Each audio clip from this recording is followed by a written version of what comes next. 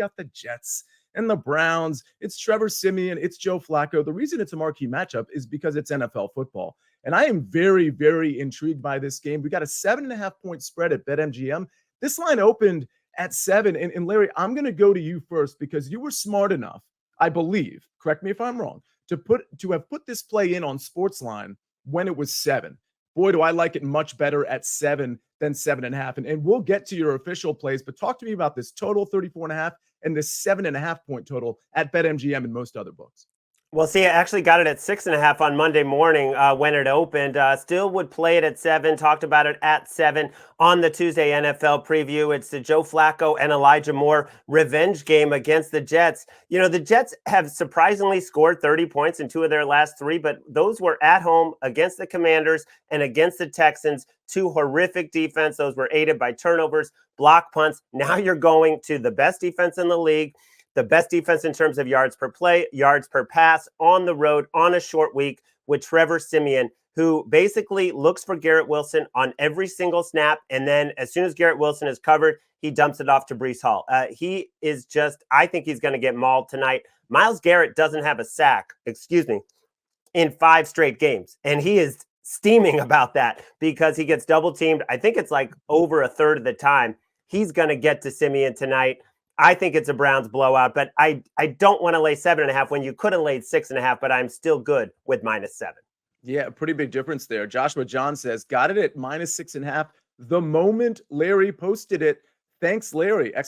Don't thank him until after it covers. But listen, Joshua Johns, you got the better number. And for the record, let's put this out there right now so everybody understands what they're getting if they sign up for SportsLine, because you could have gotten this days ago at a really palatable number at 7.5, not quite as good. If you want to join SportsLine, you get 60% off the annual plan. Again, 60% off the annual plan. All you have to do is type in winners. That's the promo code winners, and you get 60% off the annual SportsLine plan. Just go to head to sportsline.com/join to get all of that. Joshua Johns, good eye. I'm sure you have your notifications turned on for all of these guys, but it looks like you had them turned on for Larry, which is super smart. Proppy, I'm going to go to you next because, you know, and I can't wait to get to Danny on this one too, because I know Danny is not afraid to be contrarian. So I'm just curious where he's at when we go to this marquee matchup. But it's nearly mouthwatering to take really the Browns at almost any number, but certainly 7 or less. I mean, I don't know if people want to engage in buying the 0.5 point, but my point here is I could really see this game being like 23-3. Is there any reason I should be maybe looking to the other side? Well, first and foremost, shout out everybody. Good morning. What's up, chat? Happy birthday, Lillian. Sia, you're my cousin, so she's a cousin of mine as well. I do want to mention, I have a statement I want to rescind. When I was talking about or breaking down the Ravens versus the 49ers, I mentioned the winner, the quarterback who won that game, would ultimately be crowned the MVP. I think the winner of this game, we're talking Trevor Siemian, we're talking Joe Flacco, will ultimately be the MVP.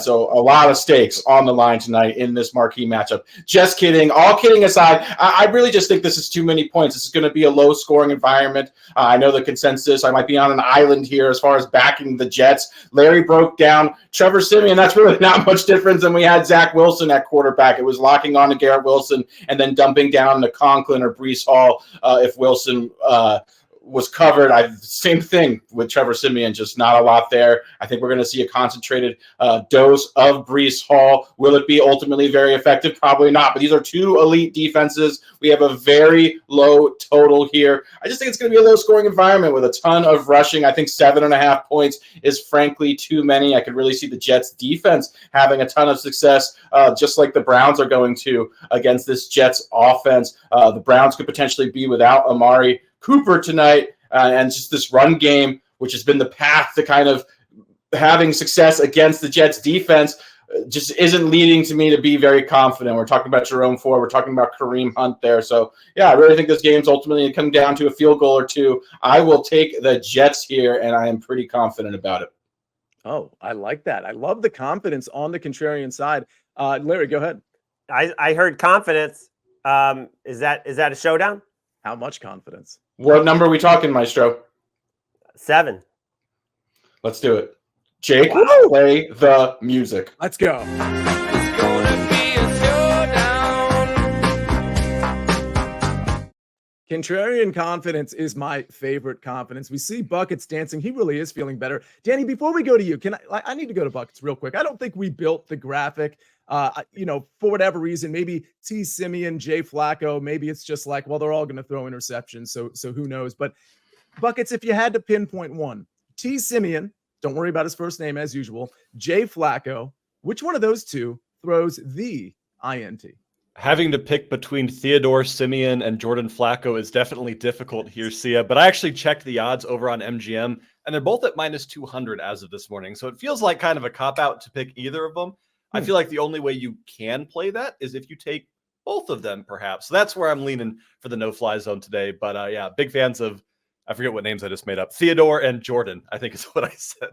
I mean, he does look like a Theodore now that I think about it. I don't know that Joe Flacco looks like a Jordan Flacco, but maybe another J name we can think of. He looks like a Joe. Joe Flacco looks like a Joe. Danny, you look like a Danny, and you look like the guy that typically has something to say that's maybe not conventional. So listen, we'll get to your official pick, but when you look at these odds, Browns minus 7.5 at home, short week, over under 34.5. What's the first thing that comes to mind? The first thing that comes to mind is defense. And both of these teams, I'd say for the Jets, their best offense is their defense. Their offense betrays them so often with short fields, bad field position, that they've had to rely on turnovers and sacks to keep them in games and special teams. This is going to be tough sledding for them, I think. I really like the analysis that you guys gave to lead this because it kind of sets up my, like Sia alluded to, contrarian angle. Remember, always sports books, their goal is to get dual-sided action. They want 50% of people, if they can, to bet on one side and 50% to bet on the other. They automatically win on the juice, right? This, to me, is shout out to Larry for getting 6.5 before that key number of 7. That's a big line. But now the 7.5 line, it almost feels like books are being like, Jets plus 7.5? Pro bettors, please take. Is that good enough? Like, they want to give you a reason to take Jets. I'm not buying it. That hook is not even scaring me away, and I wish I got to it before, but I feel like the Browns can still cover this, even with a low total, with wins and an under environment. What are the Jets going to do to move the ball down the field? How are they going to put up their share of the total to keep pace, even if Amari Cooper's heel is compromised, even if Joe Flacco doesn't, throw, 10 deep shots in this game? I think the Jets offense will ultimately betray them. So the hook is scary, but I feel like it's the same way that I felt about the Eagles plus 3.5 when the whole world was seemingly on them. Is trying to move you off that hook, with that hook. I'm not being moved off. I think the Browns win easily in this game that they've got to have for the AFC North division. I love the psychology of what you just discussed in terms of the number moving to that hook. That is certainly going to scare people in a lower scoring game. It doesn't really, now listen, I'm not taking a showdown against Proppy, but it doesn't really scare me off either. Of course, I wish I got Larry's number.